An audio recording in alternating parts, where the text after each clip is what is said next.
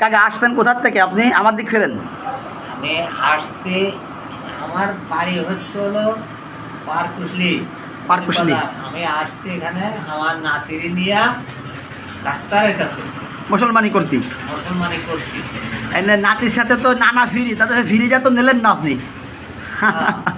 যাই হোক, এখন আমি যে পদ্ধতির মুসলমানি করছি, সাধারণ মুসলমানের এই মুসলমানের ভিতরে পার্থক্য কি পাইছেন আপনি কাকা? অনেক কিছুই পার্থক্য। একটু বলেন শুনি।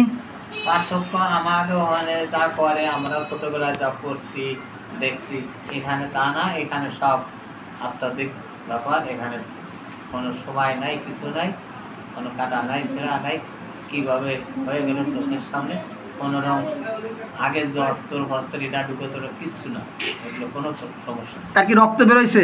না, একটুও রক্ত বেরোয়। তোমার নাম কি বাবা? রাহাত, আমি কি তোমার ইঞ্জেকশন দিছি, তোমার কাটছি?